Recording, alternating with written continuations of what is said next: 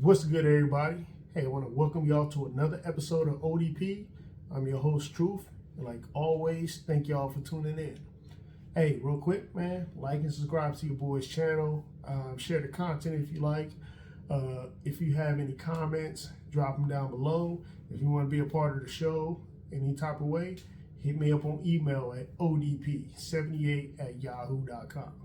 With that being said, today's show, we'll talk a little bit about the college football playoffs, the top 4 teams in. I'm gonna tell you how I feel about that.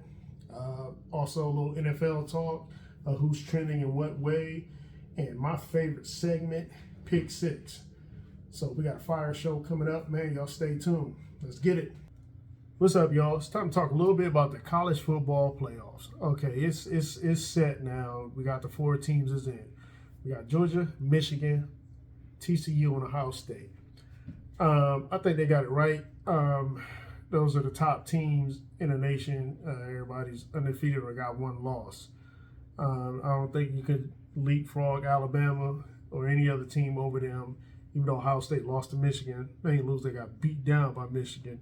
They're still 11-1, so rightfully so, they deserve to be there. The way they seeded it is the problem. Okay, every team that lost drops.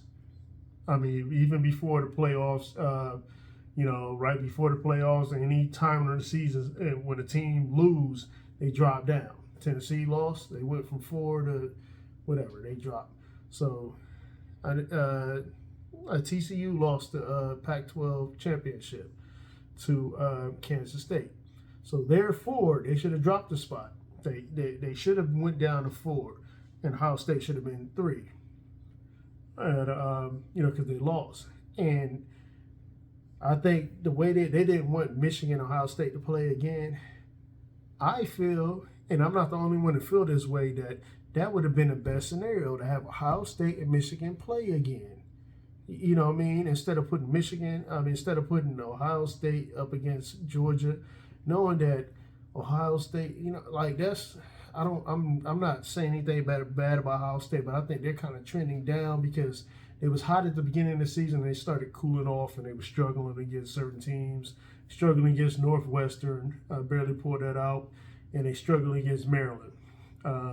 Their score makes it look worse than what it was, but they won on a scoop and score. I mean, they got a scoop and score at the end of that game, which made that score look better than it was, but Maryland went toe-to-toe with Ohio State. So they were slowing down. You know what I mean? Their production was slowing down.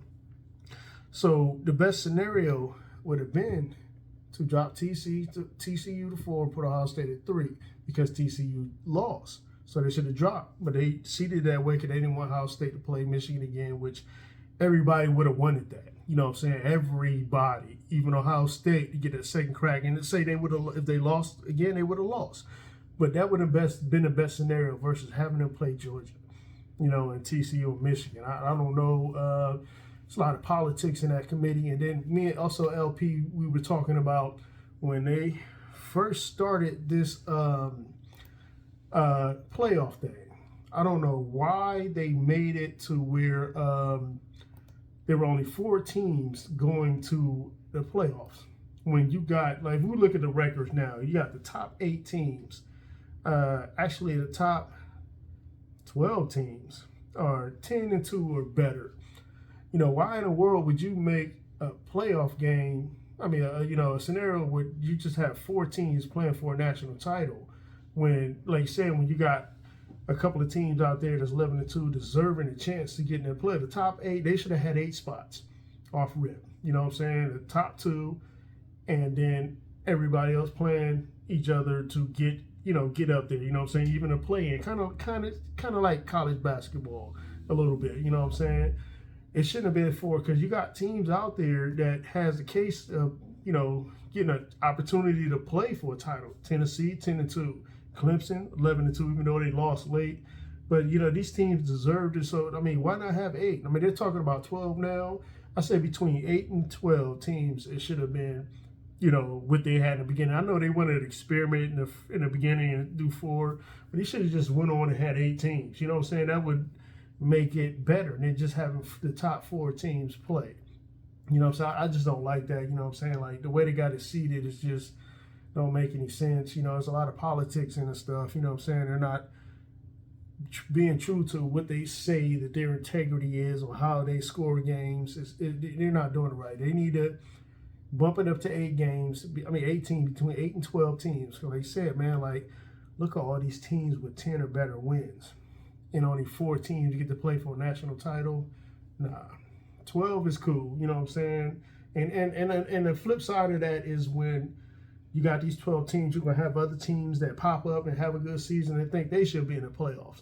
But I always say the thing about, like, let's take Alabama, for instance. The reason why there's still talk about Alabama because they've been winning since they started this thing. So it's always going to be a case for not just Alabama, but any team that keep winning. You know what I'm saying? You can't pop up and be like, let's say Troy. Troy is number 24, and they're 11-2. You know what I mean? You can't pop up one year and say, man, we deserve to be up there. Like, where you been? Who are you?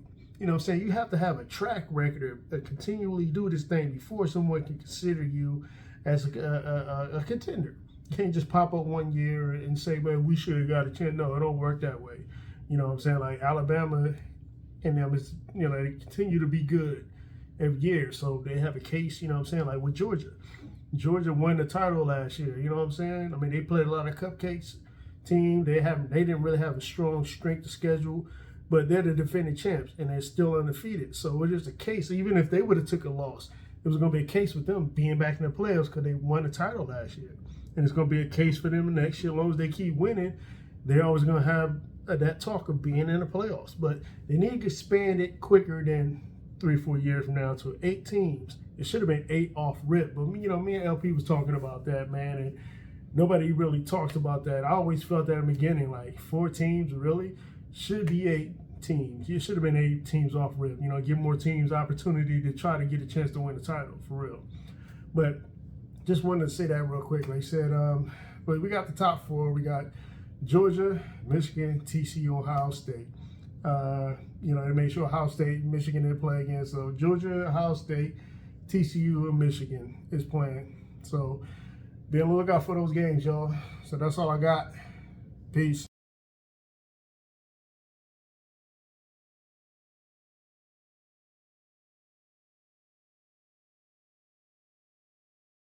What's up, everybody? It's time for my favorite segment, Pick 6, sponsored by The Path.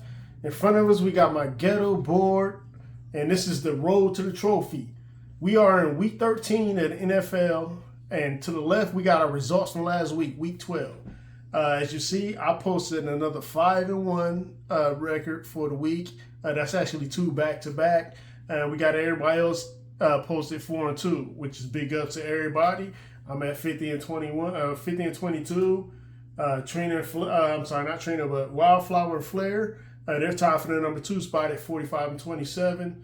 LP's holding down the 4th spot at 40-32, and Trina at 5 with 35-37. And this week I didn't post all of our picks. I only picked our game of the week. So on the right, at the right top is the Thursday game. Almost everybody except for me rode with Buffalo to go into New England and get that win. I was hoping New England upset Buffalo, but they got upset at home. So everybody got a win except for me. My game of the week, my game of Sunday, my Sunday pick was Detroit and the Jaguars. My game of the week was Detroit versus, the Jags versus Detroit. And also Wildflower went with them too. I picked Detroit to win. They did. It was a dominant performance. Their defense is looking way better. Detroit in their last 5 games is 4-1. They're out there balling. They're sitting at 5-7 right now. And like I say, they either may, if they win out, they may end up getting a wild card spot, or they may just end the regular season with a win record. So big ups to Detroit. I'm really happy with their success. Their defense is sticking. Their defense has been playing well as of lately. During that last 5-game wins, during their last 5 games, Detroit's defense is only allowing 19 points a game. Versus their first 6 losses, it was the upper 32 points. So their defense has really stepped up and been helping their offense continue to win games. Flair's pick of the week was Tennessee going into Philly. Philly got that win. Flair got that win, and also Trina rolled with Philly to win as well. So Wildflower game of the week was between Miami going into San Francisco. Miami going into San Francisco. San Francisco got that win. Big ups to them. LP's game of the week was Kansas City going into Cincinnati trying to get the win. They came up short. Cincinnati owns Kansas City. They won the last 3 games against Kansas City, dating back into the playoffs. Cincinnati knocked them out, and Cincinnati just keep beating them.